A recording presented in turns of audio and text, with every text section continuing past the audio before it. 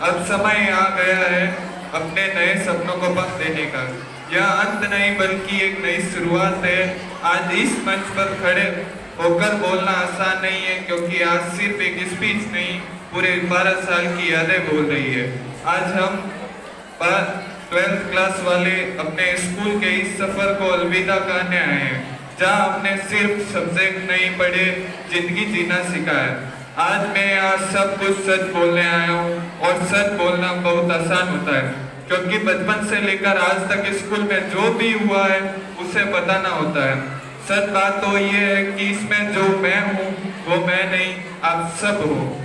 एक बच्चे की मुलाकात उसके शिक्षक से उस दिन होती है जो दिन थोड़ा सा अलग होता है, क्योंकि उस दिन उसके माँ बाप एक रोते हुए छोटे से बच्चे को अपने से दूर भगा रहे होते हैं, एक अनजान व्यक्ति के पास। और सच में उस दिन अपने माँ बाप से वह छोटा बच्चा बहुत नफरत कर रहा होता है। तो वहीं से शुरू करते हैं। एक रोते हुए बच्चे को उसकी माँ से दूर करने वाली आप थी, और कुछ ही दिनों में उसकी दूसरी माँ बनने वाली भी आप थी। उसको A फॉर एप्पल और B फॉर बॉल सिखाने वाली भी आप थी, और उसको इतने आँख से डांटने वाली भी आप थी। और इस छोटे बच्चे की पहली क्रश भी आप थी, जब उसके मन में आया था कि काश ये मैडम मुझे सारे सब्जेक्ट पढ़ाए और मैं इन्हें पूरा दिन देखूं। खैर, ये सब वही तक था जब जिंदगी में डर नहीं था, क्योंकि इसके बाद जिंदगी में मैडम की जगह सर है। मेरा सबसे बड़ा खौफ आप थे, जब मैं पापा से ज्यादा आपसे बनने की ख्वाहिश आप थे। मेरे कुछ घर गुजरने का जज्बा आप थे। मेरे सबसे करीब भी आप थे, और मेरे घर पर शिकायत लेकर आने वाले भी आप थे। मेरे 5 मिनट लेट होने पर क्लास से निकालने वाले भी आप थे, और मुझे वक्त की अहमियत सिखाने वाले भी आप थे। मैंने दूसरों की गलतियां माफ करना आपसे सीखा, जब मैंने क्लास में टिफिन खा रहा था तो आपने मुझे नजरअंदाज किया था। मेरे जीवन की रेलगाड़ी को धक्का देने वाले भी आप थे, और उस यात्रा में असुविधाओं के कारण बनने वाले भी आप थे। तुम हो तो ये अंजुमन है, तुमसे ही ये अंजुमन है, कि तुम हो तो ये अंजुमन है, तुमसे ही ये अंजुमन है। तुम हो तो हमारे अफसाने, हमारी कामयाबी को किससे है। तुम हो तो अजीब मुस्कुराहट है, एक अजीब दरियादगी है। तुम जो वक्त से 2-2 मिनट पहले आते हो, कायदे के किस्से सुनाते हो, और वही गिनी चुनी पुरानी गलतियों पर मुझे अमाम के रौब से जिलाते हो।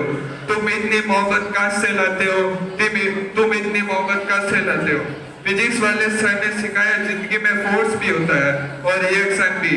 फिजिक्स ने हमें ये समझाया कि सवाल आसान नहीं होते, बस कैलकुलेटर साथ नहीं होता, वरना नई न्यूमेरिकल ने डराया होता, नई इक्वेशन ने ना फॉर्मूले से हराया होता।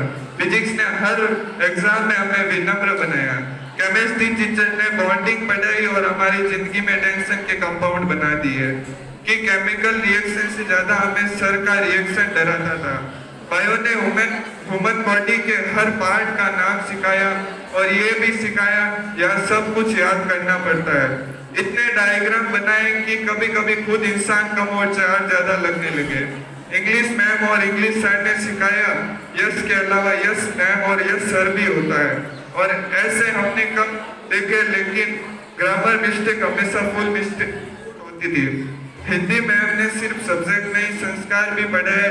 हिंदी में सब कुछ समझ आता था, लेकिन व्याकरण हमसे पर्सनल दुश्मनी रखता था। शब्दों में एहसास बढ़ना सिखाया, अपनी भाषा से जोड़ना सिखाया। हिंदी ने अपने पहचान का मतलब समझाया, कि पढ़ाई से ज्यादा यादें मिली, मार्क से ज्यादा सीख मिली। ये स्कूल नहीं, हमारी जिंदगी की सबसे खूबसूरत कहानी मिली। तो चलिए कुछ पुराने किस्से याद करें। सुबह मम्मी उठाती आवाज लगा के स्कूल के लिए देर नहीं हो रही।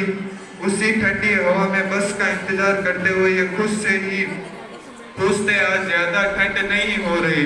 कॉरिडोर में शोर मचाते हुए टीचर से छुपाना, किसी आधे अधूरे प्रोजेक्ट को चलते क्लास में पूरा करते जाना। लेजर या स्वेटर डाल के सर पे किसी के मतलब की पिटाई हो जाती थी। सीन भी मूवी से कम नहीं था जब किसी की स्कूल में लड़ाई हो जाती थी। हम सारे दोस्त जब एक परिवार से हुआ करते थे, स्कूल जाने का मतलब दोस्तों से मिलना ही तो था। बेतुकी बातें पे भी बेहिसाब से हंसना ही था। अब जिसको आज याद करके हंसते हैं वो स्कूल ही तो है कि ये 12वीं क्लास नहीं, ये स्कूल का आखिरी पड़ाव है। इन सब दोस्तों से दूर होकर जिंदगी का आखिरी पड़ाव है और इंग्लिश की किताब खुली ही थी, पहला चैप्टर द लास्ट लेसन था। जब तब ये बात साफ साफ समझ आ गई कि शायद हमारा ये आखिरी सेशन है। फिर देखा दोस्तों को, उनकी निगाह मुझ पे गड़ी हुई थी, ऐसी हमारी यारी थी। सबको ये बात साफ साफ पता लग गई कि अब हमारी अलग होने की बारी थी।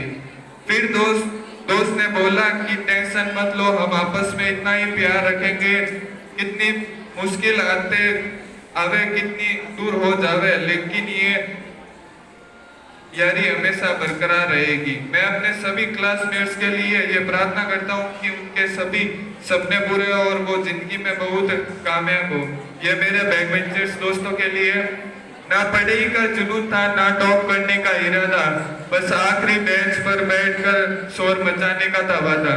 वो टीचर की डांट और वो सजाएं याद आएगी, वो बैक बेंचर्स की अदाएं, भले ही हमने कुछ ना पढ़ा हो किताबों से, पर दोस्ती निभाना सीखा है इन्हीं नजारों से। पेपर में क्या लिखना है ये हमें कभी पता नहीं होता था, पर बगल वाले की सीट में क्या है ये हमसे छिपा नहीं होता था। पहली बेंच वाले भले ही सिलेबस पूरा करते रहे, लेकिन असली यादें तो हमने आखिरी बेंच पर बनाई।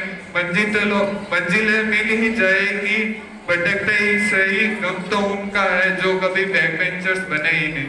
हमेशा याद रहेगा वो लंच ब्रेक से पहले लंच खत्म करना और टीचर के मुड़ते ही पीछे से धीरे से मुस्कुराना।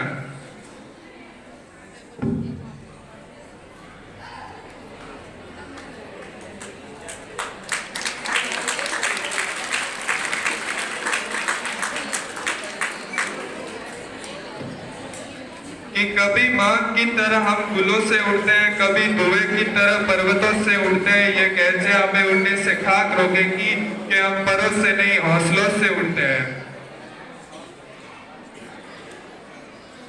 धन्यवाद।